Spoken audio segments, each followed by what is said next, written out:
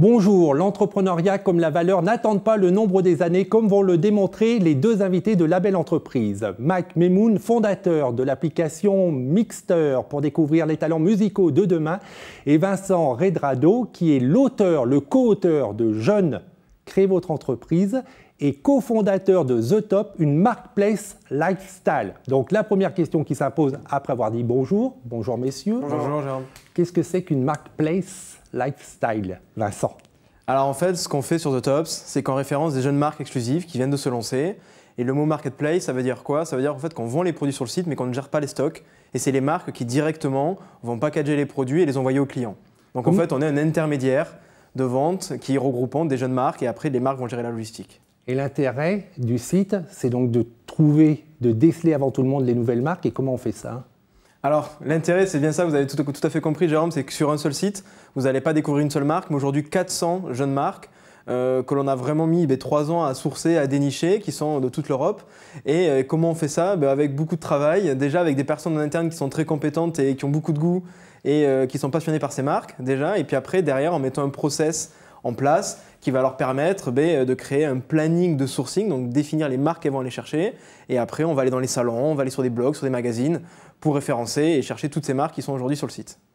Mac, vous êtes à l'origine de Mixter. Tout à fait. Ça, c'est une application pour découvrir les nouveaux talents musicaux. Exact. Et là aussi, la même question, comment on fait pour découvrir les nouveaux? En gros, c'est très simple. Mixter est divisé en 4 pages principales. On a la page Discover, qui est la page où on peut découvrir de la musique. On a une interface un peu à la Tinder, où on peut aimer ou passer une musique. Donc c'est très intuitif, très simple, tout le monde peut l'utiliser. On a une dizaine de catégories en haut, qui vont du classique à la danse, à l'électro, etc. Donc on présente des extraits de 30 secondes, afin d'avoir seulement le cœur de la musique. Donc vous pouvez soit aimer, soit passer. Si vous aimez la musique, ça la sauvegarde sur votre playlist, qui s'appelle My Music. Vous pouvez l'écouter d'un coup, elle se débride, vous pouvez l'écouter en entier. Aussi, vous avez une page qui est de recherche, donc on a un catalogue de plus de 100 millions de titres, donc soit 3 fois plus que d'autres sites ou d'autres applications. Exactement. Ensuite, on a une page un petit réseau social intégré à Mixter qui se décompose en deux parties. On a une partie artiste, on va avoir par défaut tous les artistes partenaires de Mixter, on en a aujourd'hui une dizaine. Et après, vous aurez dans l'autre partie, c'est une partie un peu plus personnalisée, où vous aurez vos amis qu'on trouvera via Facebook et vous pourrez voir ce qu'ils aiment et écouter la même chose qu'eux. Et alors, si j'ai bien compris, l'intérêt là aussi de l'application, c'est de découvrir les talents musicaux. Comment on fait, alors qu'il y a les industries musicales, qu'il y a les radios, qu'il y a de nombreux acteurs, comment on fait pour être au courant avant les autres des futurs talents musicaux? Alors, nous, on a constitué une équipe de personnes qui aiment la musique, des musiciens et des artistes, donc qui, eux, recherchent les jeunes talents via plusieurs plateformes que je ne citerai pas, mais il y a plusieurs plateformes qui nous permettent de savoir quels sont les nouveaux talents. Ensuite, ce qu'on est en train de créer, pour le 1er novembre, ça va sortir, en fait, c'est une page complètement révolutionnaire où, sur votre téléphone, vous pourrez directement upload, c'est-à-dire mettre la musique sur la plateforme en 3 clics, ce qui est, en fait, personne n'arrive à le faire. Et en 3 clics, vous pourrez mettre votre musique.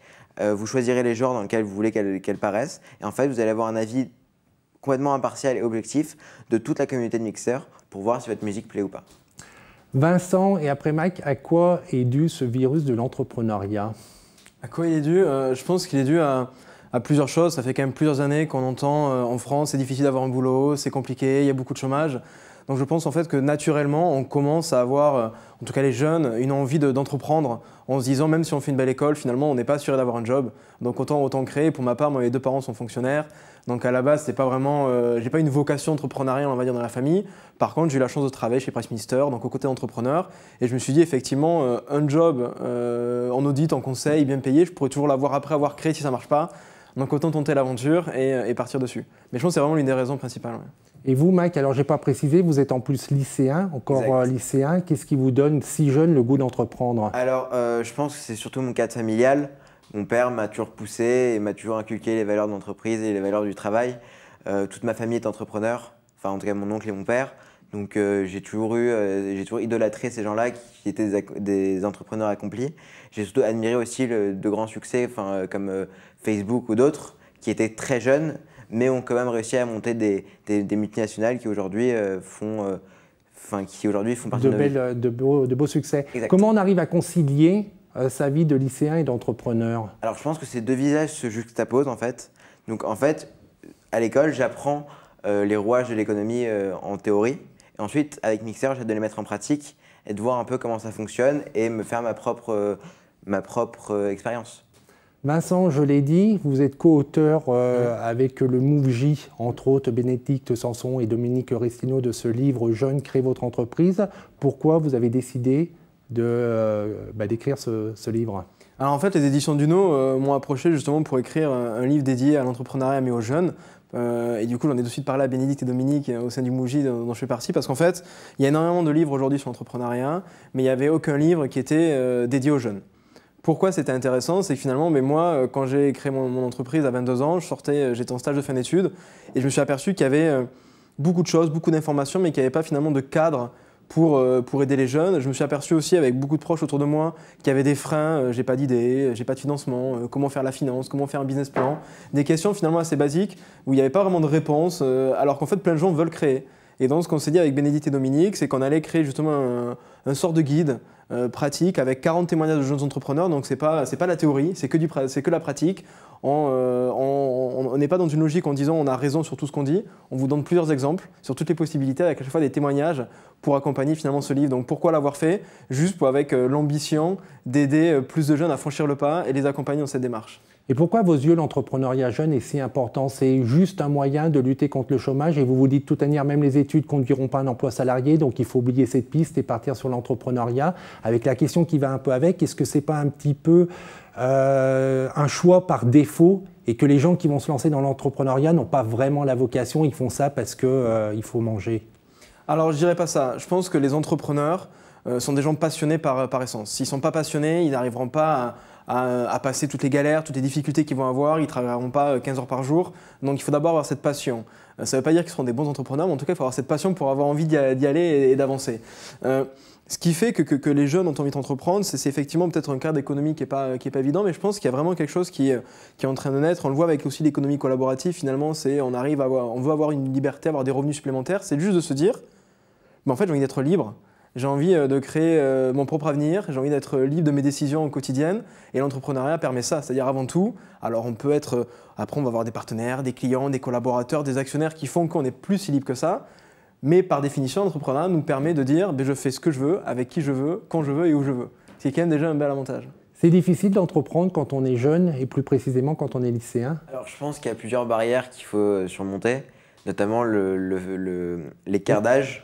On est dans un écosystème où seuls les grands, donc les adultes, sont les seuls acteurs. Ensuite, quand on arrive et qu'on a un enfant, entre guillemets, vu que c'est comme ça que tout le monde nous voit, on n'est pas vraiment super crédible. Donc je pense qu'ensuite, il faut avoir un produit qui tient la route. Il faut aussi avoir un discours qui ne soit plus un discours d'enfant, mais un discours d'adulte, et avoir des vraies perspectives de développement. Exactement. Et ce qui veut dire, vous, Mike, par exemple, si vous allez voir le banquier, il y a un adulte qui vous accompagne? Alors moi, je n'ai pas procédé comme ça. J'ai commencé avec mon père qui m'a aidé, vu qu'il a une société de développement lui aussi. Donc il m'a aidé à monter les bases de mon application. Ensuite, je suis parti toquer à tous les fonds d'investissement de Paris.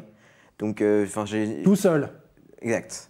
Parce que je pense surtout que quand on a un âge comme le mien qui est si jeune, on peut se permettre de jouer la carte de la personne qui va y aller au culot, qui va se dire bon, de toute façon, je suis un enfant entre guillemets et ça ne peut pas mal passer. Et ça marche? Il y avait une écoute attentive de la part de ces fonds d'investissement, ces financeurs? Au départ, pas vraiment. Enfin, dans les 3-6 mois, j'ai accumulé les refus. Donc à un moment, c'est un peu démoralisant. Mais il ne faut pas perdre espoir. À un moment, j'ai rencontré le fonds d'investissement qui aujourd'hui est rentré au capital de Mixter, qui s'appelle ACC, dont Thibault Launay et Romain Gerbal, un ex de HEC et Thibault et de Dauphine. Donc une crédibilité. Exactement. Qui eux ont un très gros fonds d'investissement, ont essayé de jouer leur réputation et leurs capitaux sur mon projet. Aussi, un autre investisseur est arrivé qui s'appelle Julien Hans, qui est un ancien rugbyman. Donc voilà. Donc là, l'équipe est au complète et prête à partir conquérir le monde. Exact. C'est toute la partie plus financier et effectif. Ensuite, on a construit une vraie partie de développement et de développement marketing de la société qu'on n'avait pas avant. Et quel que soit l'âge, j'aime à rappeler que c'est important de se faire accompagner. On ne peut pas avoir toutes les compétences. Et donc, c'est bien d'avoir une équipe autour de soi. Vincent, quelles sont les spécificités de l'entrepreneuriat jeune ? Alors je pense que qu'on soit, effectivement, je reprenais ce que disait Mike, qu'on soit jeune finalement, ou en tout cas jeune, que ce soit lycéen ou jeune diplômé, il y a plusieurs spécificités. Premièrement, on n'a quand même pas d'attache. Donc on le répète souvent, mais c'est quand même une réalité, c'est-à-dire qu'on peut se permettre, pendant un certain nombre de mois, d'années, d'avoir des revenus vraiment inférieurs à ce qu'on pourrait avoir, parce qu'on est habitué à un rythme de vie assez on n'a qu'une bouche à nourrir. Il n'y a qu'une bouche à nourrir. Et puis même dans toutes les dépenses que l'on peut avoir à côté, voyager, on va pas aller dans un hôtel de luxe, on est habitué à partir en sac à dos, donc globalement continuer quelques mois ou années de plus, c'est pas très grave. Donc ça c'est, on va dire, le peu d'attaches financières et personnelles qui nous permet de à la fois beaucoup travailler et de ne pas avoir beaucoup de dépenses personnelles. Deuxièmement, et ça Mike en parlait, c'est un sujet qui est super important, c'est le culot. C'est-à-dire qu'on arrive, on n'a pas peur, parce qu'on se dit, dans tous les cas, c'est possible. Alors on s'aperçoit plus tard que c'est compliqué, au moment où on le tente, et ça je pense qu'on le perd au fur et à mesure, parce qu'aujourd'hui, moi quand je vois la difficulté qu'on a eu à faire plein de choses, je me dis peut-être que maintenant le refaire, je le ferai différemment, et en tout cas j'aurai peut-être moins de culot. Donc aujourd'hui c'est quelque chose qui est très important. Et troisièmement, c'est quelque chose qui je trouve est extrêmement aussi disruptif, c'est qu'en fait on apporte des regards nouveaux sur des marchés existants. Il y a les experts du marché vous diront tout le temps, typiquement, je prends un exemple assez flagrant, G7, pourquoi G7 n'a pas fait Uber? Enfin, c'est la base, quoi. C'était l'innovation classique, et pourtant ils l'ont pas vu, ils l'ont pas fait, maintenant ils se plaignent. Ok, trop tard. Et c'est ça dans toutes les industries aujourd'hui qui sont disruptées et qui sont modifiées, qui sont innovées, c'est qu'en fait, les gens au sein du secteur ne voient pas les innovations parce qu'ils sont habitués, ils ne voient que les freins, alors qu'un regard nouveau ne va voir que les opportunités dans ces marchés. Avec cette génération de jeunes entrepreneurs, est-ce que les choses sont quand même en train de changer? Est-ce que c'est quand même plus simple, même si l'âge peut être un frein, est-ce que c'est quand même plus simple aujourd'hui de créer son entreprise quand on est étudiant, voire quand on est lycéen? Alors vraiment en France, il faut quand même lever un tabou. C'est extrêmement facile de créer une société. Alors oui, il y a des démarches administratives, mais c'est comme dans tout pays, mais c'est quand même extrêmement facile de créer une société. Qui ont été bien simplifiées, les démarches administratives. Ne parlons même pas du statut d'auto-entrepreneur qui sont d'une demi-heure en ligne, mais les autres sont aussi faciles. Puis surtout, il ne faut pas oublier qu'on a des structures d'accompagnement et de financement en France qu'aucun autre pays ne peut se vanter d'avoir. On a la BPI, la Banque publique d'investissement, qui finance l'innovation sous forme de prêts, d'investissements ou de subventions. On a énormément d'incubateurs, d'accélérateurs, ne serait-ce qu'à voir à Paris, on en a des dizaines. Alors ils ne sont pas tous de qualité, mais en tout cas, il y a un écosystème extrêmement positif en France, en région, pour accompagner les jeunes. Et ça, aucun autre pays peut s'en vanter. Donc aujourd'hui, on ne peut pas dire, comme excuse, c'est difficile d'entreprendre. C'est difficile d'entreprendre, oui, mais trouver des accompagnements, trouver des financements, c'est vraiment maintenant accessible aux gens qui ont un bon dossier et qui savent le défendre. C'est des structures dont vous avez déjà entendu parler, Mike, les incubateurs, oui. Les réseaux d'accompagnement? J'ai déjà été proposé de faire un incubateur que j'ai refusé parce que je trouve que on est trop dans une masse et on est moins à la recherche et à l'écoute d'une société en particulier et on est plus dans l'accompagnement de plusieurs sociétés. Vincent, vous avez quel âge? 27. Ouais, vous êtes déjà vieux jeu, hein. Les incubateurs, c'est has-been, hein. Va falloir redoubler. Ouais, je ne suis pas d'accord avec Mike. Je trouve qu'il y a des incubateurs qui ne savent pas faire le taf parce que les gens au sein de l'incubateur n'ont pas d'expérience pour coacher les gens. Par contre, quand on prend l'exemple de The Family ou du camping, on ne peut pas remettre en question la réussite et l'accompagnement des gens parce qu'en fait, ce n'est pas les gens au sein de The Family ou du camping qui accompagnent, c'est tous les mentors et leur réseau d'experts. Typiquement, on reprend le cas du Mouji, c'est des centaines de mentors qui accompagnent des jeunes mentorés et aujourd'hui, un mentor accompagne un mentoré et pas 50 sociétés dans le cas du Mouji et c'est ça qui fait la différence d'un accompagnement vraiment de qualité.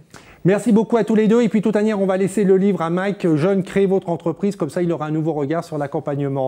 Bravo à tous les deux, bonne continuation. Merci. Pour en savoir plus, il y a une application qu'il faut aller télécharger, c'est Mixter. Et puis il y a un site internet qu'il faut parcourir qui est thetops.com. FR évidemment. Et nous on se retrouve la semaine prochaine en attendant que le souffle de la jeunesse et que l'esprit de demain vous accompagne. Au revoir.